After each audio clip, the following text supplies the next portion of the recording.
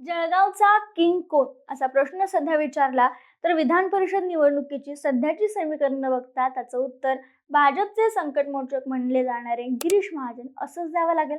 कारण जळगावमध्ये भाजपला जागा मिळाल्या आणि गिरीश महाजन यांचे निकटवर्तीय नंदकिशोर महाजन यांना उमेदवारी देण्यात आली आहे.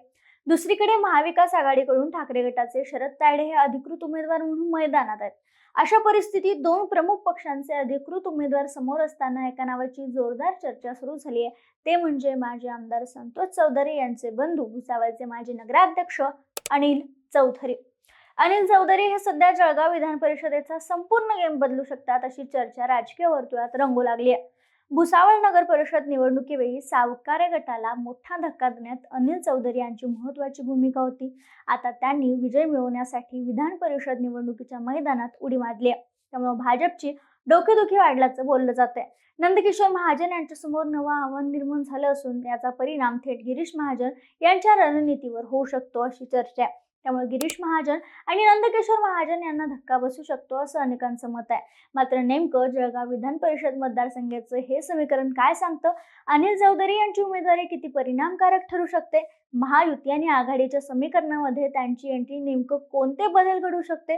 कोणाचा तोटा आणि कोणाचा फायदा घडवून आणू शकते? या सगळ्या राजकीय घडामोडींवर आणि जळगाव विधान परिषदेच्या निवडणुकीच्या सध्याच्या समीकरणावर आपण या व्हिडिओच्या माध्यमातून चर्चा करणार आहे. नमस्कार, मी संजना. कट टू कट मध्ये आपलं स्वागत. मंत्री असणाऱ्या गुलाबराव पाटील यांनी आपले पुत्र प्रतापराव पाटील यांच्या राजकीय पुनर्वसनासाठी प्रयत्न केले, मात्र त्यांना यामध्ये अपयश आलं. ही जागा भाजपला सुटल्याचं स्पष्ट होताच गुलाबराव पाटलांनी थेट दिल्ली मुंबई गाठत एकनाथ शिंदेची भेट घेतली, मात्र त्याचा फारसा उपयोग झाला नाहीये. आता मिळालेल्या माहितीनुसार त्यांना उमेदवारी मिळालेलीच नाहीये. अशात भाजपचे संकटमोचक गिरीश महाजन यांनी म्हणजेच निकटवर्तीय नंदकिशोर महाजन यांनी उमेदवारी दाखल केली. नंदकिशोर महाजन हे गेली 20 वर्ष भाजपसोबत निष्ठेने काम करत असून त्यांच्या दीर्घ काळाच्या कार्याचं फळ त्यांना मिळाल्याचं सांगितलं जाते. रावेर लोकसभा क्षेत्राचे प्रमुख तसेच माजी जिल्हा परिषद उपाध्यक्ष असलेल्या नंदकिशोर महाजन यांनी भाजपकडून अर्ज भरलाय. खरं तर रावेर तालुक्यात भाजपची संघटनात्मक बांधणी करण्यात त्यांचा सक्रिय सहभाग राहिला. वेगवेगळी आंदोलनं, निवडणूक व्यवस्थापन आणि पक्षाच्या महत्त्वाच्या जबाबदाऱ्या त्यांनी सांभाळल्यात. जिल्हा परिषद उपाध्यक्ष म्हणून काम करताना त्यांनी भाजपचं जाळं मजबूत केलं होतं. त्यामुळे गिरीश महाजन यांनी त्यांच्यावर विश्वास दाखवत त्यांची निवड केली असावी. त्यांच्या विरोधात महाविकास आघाडीतर्फे शिवसेना ठाकरे गटाचे शरद तायडे मैदानात आहेत. जळगाव जिल्ह्यात ठाकरे गटाने स्थानिक स्वराज्य संस्थांमध्ये काही प्रमाणात आपला होल्ड कायम ठेवला. अशातच महायुतीतील नाराज नेत्यांची साथ शरद तायडे यांना मिळाली तर ही निवडणूक अधिकच लक्षवेधी ठरू शकते असं म्हटलं जाते. अशात आता या दोघांच्या मध्ये तिसरं नाव समोर येते, ते म्हणजे अपक्ष उमेदवार अनिल चौधरी यांचं. खरं तर गिरीश महाजन यांनी ही निवडणूक बंडखोर मुक्त आणि फक्त 2 नेत्यांमध्ये राहील असं म्हणलंय किंवा कोणत्याही पक्षातील नाराज सदस्य अडचण निर्माण करणार नाहीत असा विश्वास व्यक्त केलाय. पण अनिल चौधरी 4 जून पर्यंत आपला उमेदवारी अर्ज मागे घेतील का अशी शक्यता सध्या तरी कमी दिसते. त्यामुळे अनिल चौधरी हे या निवडणुकीत गेम चेंजर, किंग मेकर किंवा एखाद्या उमेदवाराला धक्का देणारे महत्त्वाचे घटक ठरू शकतात अशी चर्चा सुरू झाली. पण नेमकं असं का म्हटलं जाते? अनिल चौधरी यांची ताकद किती आणि त्यांच्या उमेदवारीमुळे कोणाचं गणित बिघडू शकतं? आता याच्यावर सविस्तर बोलूयात. खरं तर राजकीय विश्लेषकांच्या मते जळगाव जिल्ह्यातील राजकारणात अनिल चौधरी हे नाव भुसावळपुरता मर्यादित नाहीये, तर गेल्या अनेक वर्षापासून त्यांनी संपूर्ण जिल्हाभर मजबूत मित्रपरिवार, सर्वपक्षीय संबंध आणि कार्यकर्त्यांचं मोठं जाळं उभं केलंय असं त्यांच्या उमेदवारीसाठी इच्छुक असणाऱ्या नगरसेवकांनी तिथल्या लोकल वृत्तवाहिनीशी प्रतिक्रिया देताना सांगितल्या. इतकंच नाही तर भडगाव पाचोरा मतदारसंघाचे आमदार किशोरप्पा पाटील, मुक्ताईनगरचे आमदार चंद्रकांत पाटील, चोपड्याचे आमदार चंद्रकांत अण्णा सोनवणे यांच्याशिवाय जिल्ह्यातील अनेक आमदारांशी यांचे चांगले संबंध आहेत.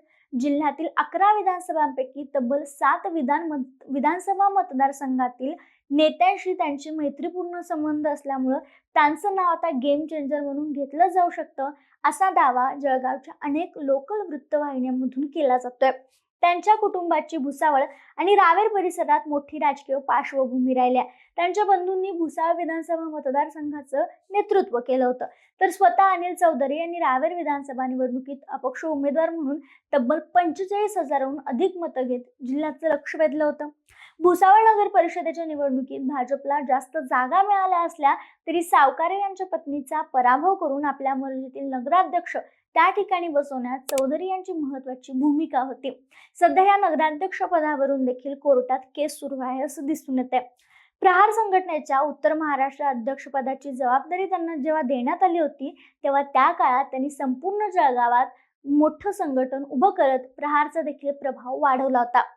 स्थानिक स्वराज्य संस्थेमध्येही चौधरी यांची मजबूत पकड असल्याचं समजते.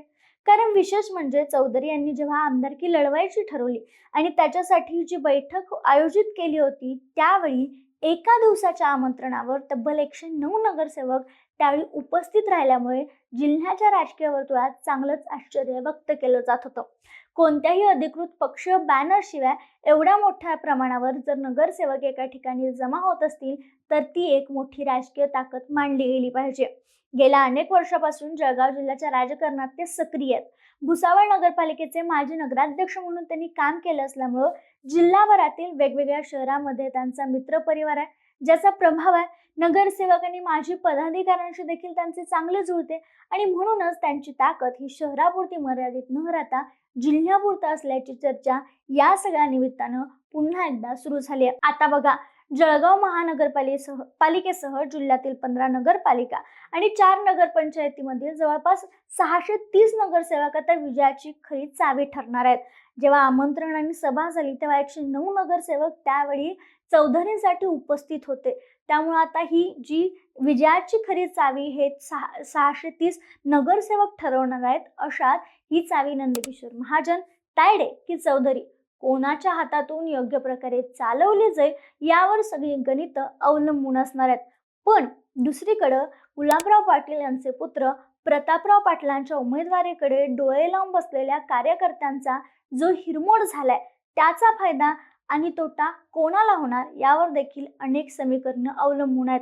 मात्र या विधान परिषदेच्या निवडणुकीत खरंच चौधरी किंगमेकर ठरू शकतात का, की संकटमोचक असणारे महाजन आपली ताकद लावतील आणि त्यांचाच उमेदवार निवडून आणतील?